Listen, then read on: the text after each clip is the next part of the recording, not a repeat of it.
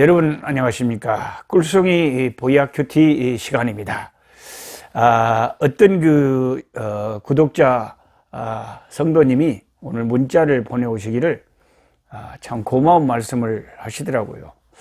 노 목사님, 1일 연속극보다 더 재밌어. 그리고 또 내일은 무슨 말씀이 또 하실까 하고 매일매일 이렇게 성경 이렇게 하는 것이 아주 1일 연속극보다 재밌다고 하니까 아주 그분이 훌륭한 분이더라고요. 그분이 오늘 등장하는 한나 같은 그런 분이 계시더라고요. 여러분도 그런 좋은 문자를 많이 보내주시고 또 기도 제목이 있으면 또 보내주시고 그렇게 하시기를 바랍니다. 뭔 좋은 일이 있으면 함께 나누고 또 어려운 일이 있으면 또 함께 나누고 또 오늘 순천에 어떤 목사님은 저한테 전화를 해와갖고 노 목사님 뭐 드시오? 어디 계시오?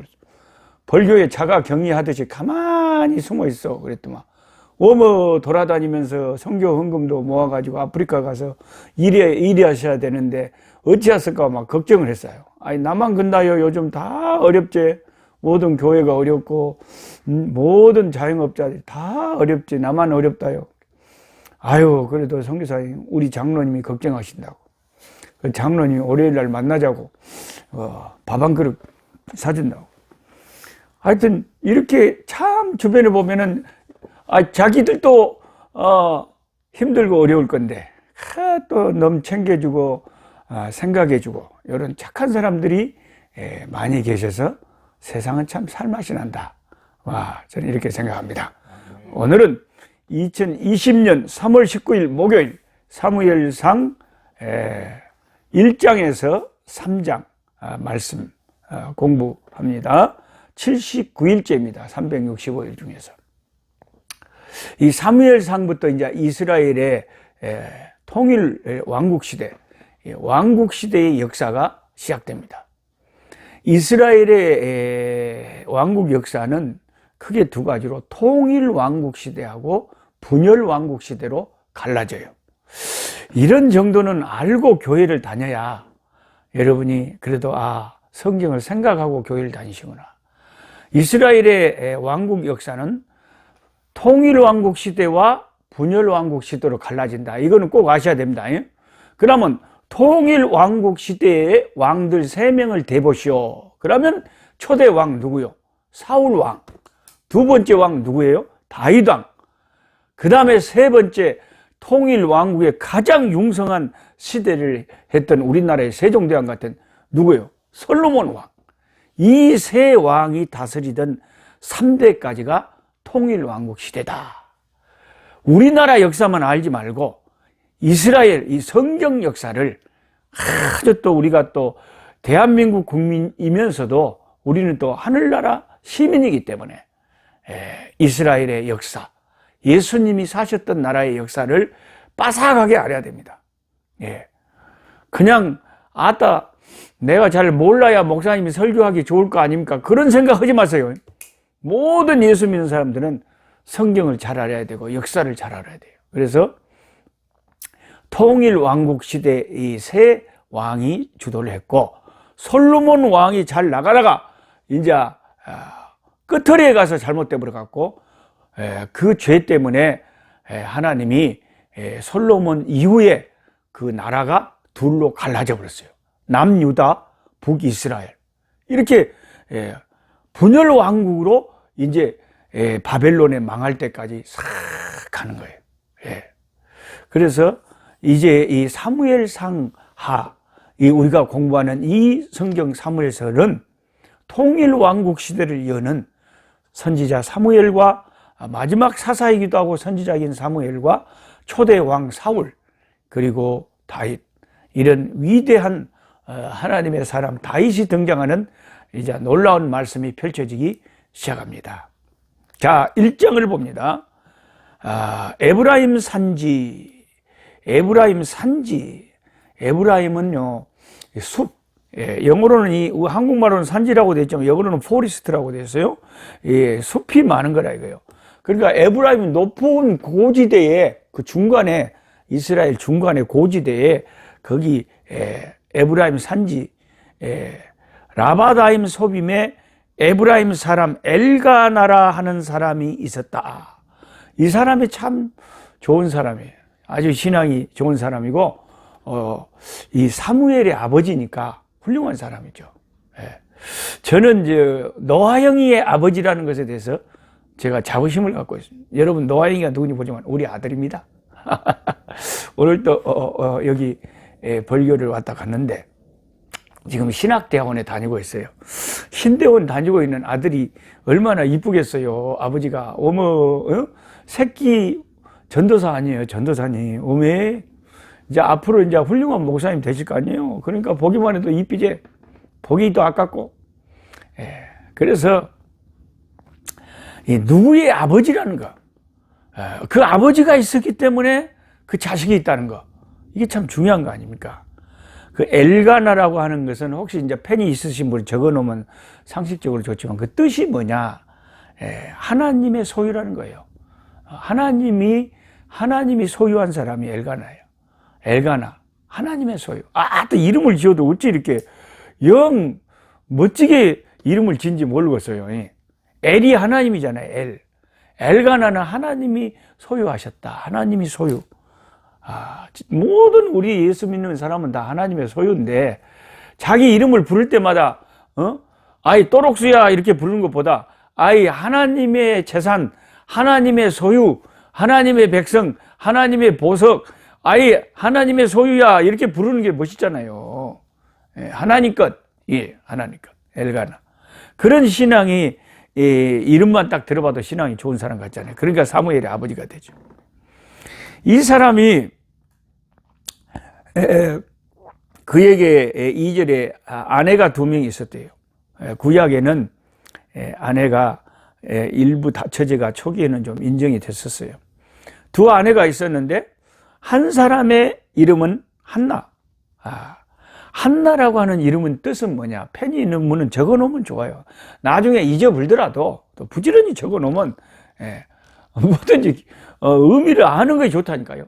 한나라고 하는 이름의 뜻은 그 하나라는 뜻 아닙니까? 그건 한국말이고, 한나라는 이름의 뜻은 은혜, 은총, 자비, 하나님의 은혜가 임하는 여자가 이 한나예요. 하나님의 은혜로 아들을 얻었잖아요. 그러니까 제 아내 이름도 은혜지만요, 은혜라는 이름이 좋은 이름이에요. 이게 한나예요, 한나. 그 한나, 그게 이제 첫째 부인이 한나고, 2번째 이름은 분인나요. 분인나. 이 분인나라고 하는 이름의 뜻은 제가 사전을 찾아보니까 보석이라는 뜻이에요. 바다에 가면 산호 같은 보석, 진주 막 이런 보석 있잖아요. 분인나는 보석이고 한나는 은혜라. 그러니까 이 하나님의 소유라는 뜻을 가진 엘가나가 부인 2이가 있었지만 부인 2 다 한 사람은 은혜고 한 사람은 보석인 게 아주 짱짱한 부인 2를 데리고 살았다. 볼 수가 있습니다. 그래도 보석보다는 은혜가 낫지. 이제 3절에 보면 이 사람이 매년 자기 성읍에서 나와서 실로에 올라가서, 구약의 실로는 하나님의 성막, 하나님의 언약궤가 있는 곳입니다. 하나님의 언약궤. 하나님의 언약궤가 구약에 자꾸 이동을 했잖아요. 처음에 길갈에 진쳤을 때 길갈에 있었고, 여리고로 갔었고, 베델에 있었고, 실로에 있었고. 자, 이제 그게 블레셋에 빼앗겨갖고 막 아벡에 아스돗에 있었고, 아스돗 다곤 신당에도 있었고, 가드에 있었고, 에그론에 있었고, 베세메스에 있었고, 기럇 여아람에 있었고, 나중에 예루살렘에 있었고, 이렇게 하나님의 언약궤가, 하나님의 법궤, 하나님의 임재를 상징하는 이 중요한 이 법궤가 이렇게 이스라엘의 지역을 옮겨가면서 구약에 있었더랬어요. 그 당시에는 실로에 있었다. 그곳에서 이제 제사를 드리고 예배를 드리던 곳입니다. 거기 가서 이제 유대인 남자들은 1년에 3번, 유월절, 오순절, 장막절, 이 3대 절기에 항상 성막에 가서 하나님 앞에 제사를 지냈어요. 근데 사사시대에 너무 신앙이 타락해가지고 이렇게 엘가나처럼 그렇게 정기적으로 가서 하나님 말씀 따라 제사를 드린 것은 귀한 신앙이죠. 만군의 여호와께 예배하며, 그러니까 예배하는 신앙이 제일 귀한 신앙이에요. 예배 제대로 안 드리는 사람은 신앙이라고 할 수도 없죠. 요즘 코로나 때문에 우리가 예배당에 모여서 예배를 못 드리는 게 참 안타까워요. 경기도 성남의 무슨 어떤 교회는 한 37명인가 확진자가 나와서 교회가 난리가 난 모양입니다. 근데 그 교회 이제 그 이야기를 이렇게 보도된 것을 쭉 기독 신문에 보니까 거기가 좀 제가 자세히는 모르지만 그 신유 막 그런 것을 많이 나타내는 교회라 그래요. 우리가 참 조심스러운 게 신유가 나타나고 막 은사가 나타나고 이런 걸 추구하는 교회가 말씀이나 상식이나 역사나 의식이나 윤리나 이런 게 부족한 거예요. 그래서 이런 중대한 국가적인 문제가 있을 때는 교회도 협조를 할 건 협조를 해야 되고 그래야 될 거 아닙니까? 근데 이것을 이제 어떻게 해석하느냐에 따라서 이 시기에 우리는 그냥 죽어도 무조건 예배를 드려야 되겠다. 그래가지고 하지 말라는데 억지를 하다가 나중에 여러 국민들한테 이제 더 전도의 문이 막혀버리고 그러면 또 어쩔 겁니까? 그러니까 우리가 참 조심스럽게 생각을 잘 해봐야 돼요. 그래 이제 엘가나가 제사를 드린 날에 제물의 분깃을 그 안에 분인나와 그 모든 자녀에게 주고 한나에게는 갑절을 줬다. 한나에는 2배를 준 거예요. 한나에는 제물을. 그를 사랑함이라. 그러니까 첫째 부인을 더 특별히 사랑한 거죠. 그러나 여호와께서 그에게 임신하지 못하게 하시니. 그러니까 우리 인생에서 일어나는 모든 인생의 일들은 다 하나님께로부터 나온 거예요. 자녀가 없는 가정도 있잖아요. 우리가 보면 제가 마다가스카르에도 참 좋으신 선교사님, 진짜 훌륭한 선교사님 계시는데 자녀가 없어요. 자녀가 없어서 참 아쉬워요. 그러나 하나님께 또 그분들은 또 주님의 주권인데 어떻게 할 겁니까? 감사하면서 열심히 하고 계시는데 그가 임신하지 못한 것도 하나님께서 다 뜻이 있어서 못하게 했다. 여호와께서 그에게 임신하지 못하게 하심으로 그의 적수인 분인나가 그를 심히 격분하게 하여 괴롭게 하니라. 분인나가 분인하게 해버렸어.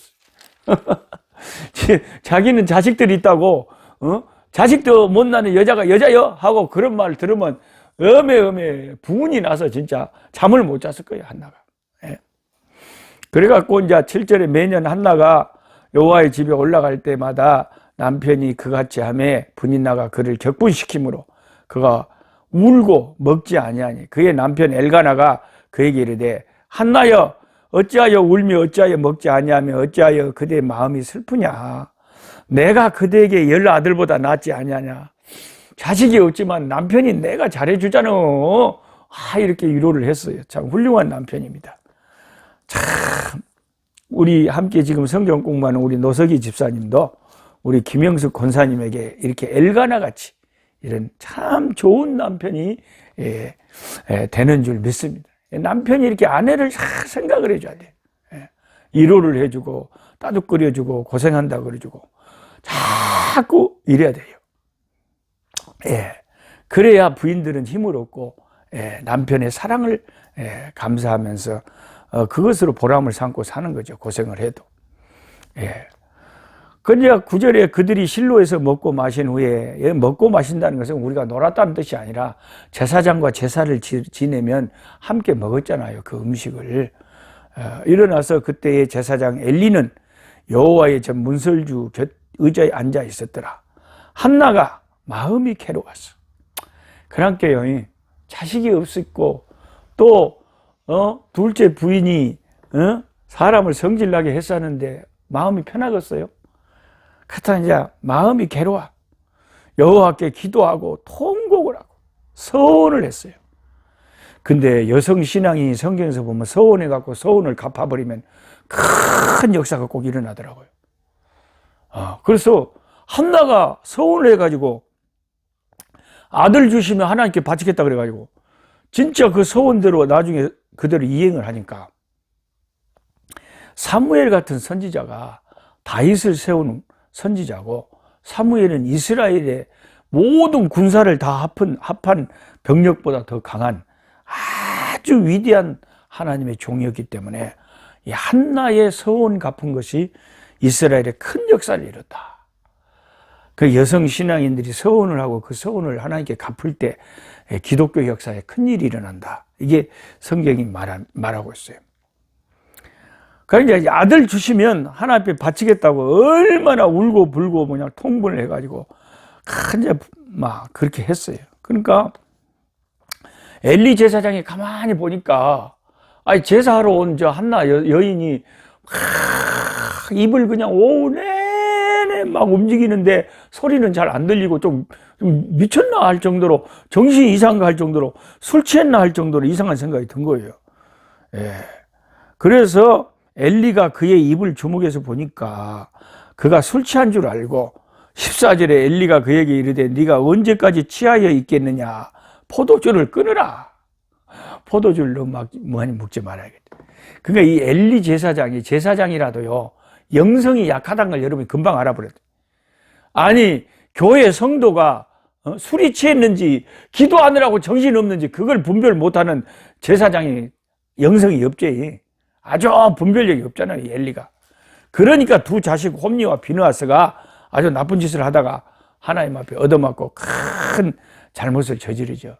그냥 벌써 이렇게 영성이 없는 지도자가 있으면 이렇게 자기 교인이 시방 뭘 하고 있는지도 모르고 있잖아요. 술 취했다 그러잖아요. 기도하고 있는데, 엄마. 그 한나가 그래 어이없는 소리를 해도 화를 내질 않아요. 어떤 교인은 목사님이 얼척없는 소리를 하면 화를 내버린대. 그래도 한나는 신앙 인격이 좋아가지고 엘리 제사장이 얼척없는 소리를 하는데 좋게 설명을 하잖아요. 내 주여 아주 높이면서 주님이라고 하면서 그렇지 않고요. 제가 술이 취한 게 아니라 그러잖아요. 여호와 앞에 내 심정을 통한 것뿐이오니 당신의 여종을 이상하고 악한 여자로 여기지 마옵소서. 내가 너무 온통하고 격분됨이 많기 때문입니다. 그렇게 좋게 제사장은 자기를 몰라보고 엉뚱한 오해를 하고 나쁜 소리를 했지만 나는 그렇게 악한 여자로 보지 말라고 좋게 이야기를 하니까 엘리가 이 여인에게 축복을 하는 거예요. 보세요. 영성이 약한 제사장이라도 축복하는 것이 능력이 있잖아요. 그게 효과가 있잖아요. 그러니까 여러분 좀 목사님이 부족하다고 해서 너무 뭐라 그러지 말았게. 여러분의 믿음대로 그게 된단께. 예. 17절에 엘리가 대답하여 이르되 평안히 가라.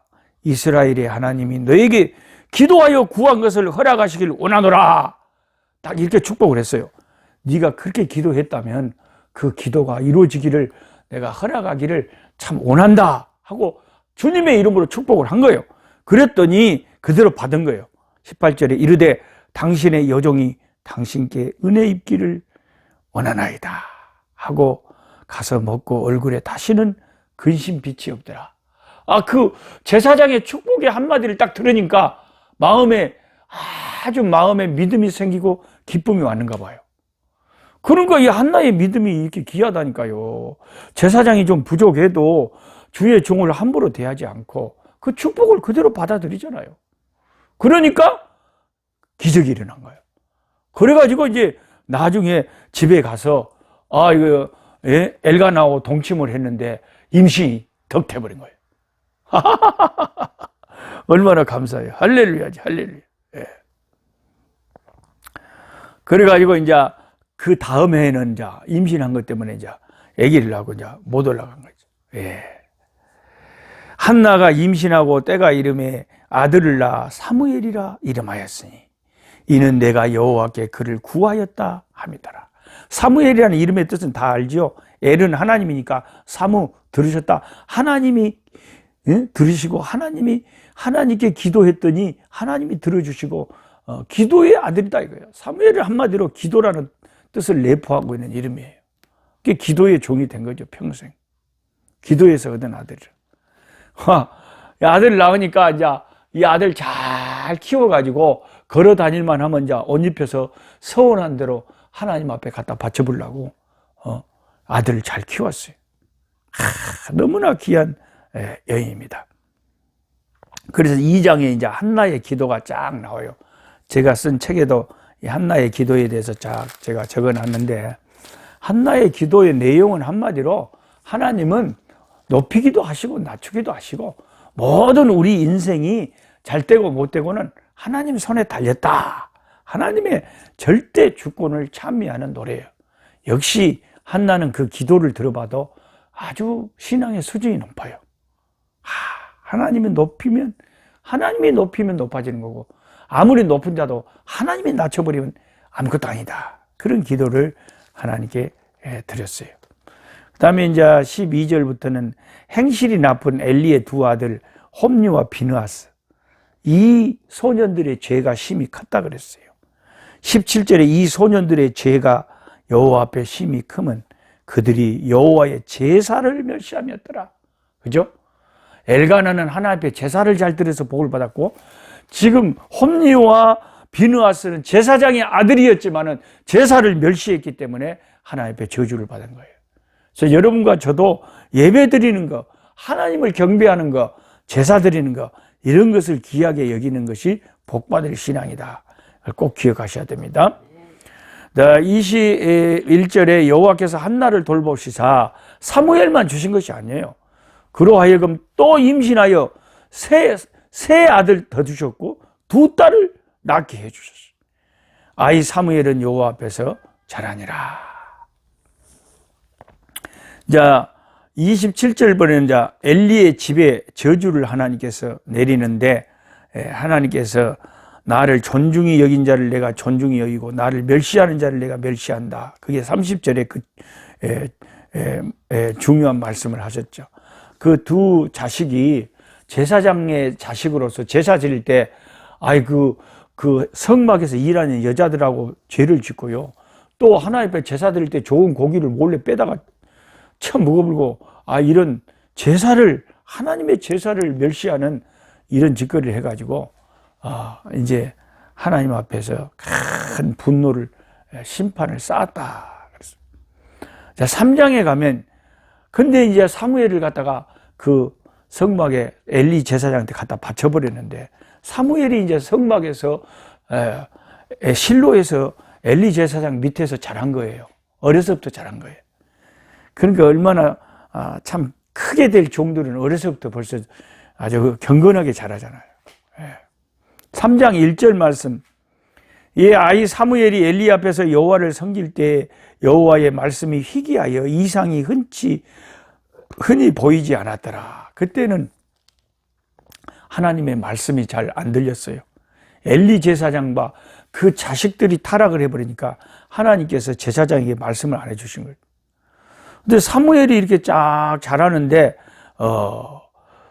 이제 하나님께서 이 사무엘을 통해서 이제 하나님께서 말씀을 하시는 거예요. 16절에 엘리가 사무엘을 불러 이르되 내 아들 사무엘아. 그래 이제 사무엘에게만 하나님께서 나타나서 사무엘에게 말씀을 하시는데, 어린 사무엘이 들으니까 엘리 제사장과 그 자식들을 멸하겠다는 말씀이 들린 거예요. 그리고 사무엘이 그 말을 들었을 때 얼마나 무서웠겠어요. 어머, 우리 제사장이 이제 망하겠네. 하나님은요, 나이가 많고 적은 걸 보는 것이 아니라 그때나 지금이나 진실하게 하나님을 섬기는 자를, 소년이라도 하나님이 말씀을 듣게 하시고 나이 든 제사장이라도 하나님이 잘못된 불순종의 길을 가는 자는 하나님이 말씀을 안 주셔요. 오늘도 여러분이 각자가 성경을 통해서 하나님의 말씀이 들리는 자들은 복이 있는 사람들이고, 교회 가서요 예배 시간에도 똑같이 설교를 들어도요 한 절반 이상은 잘 안 들릴걸요.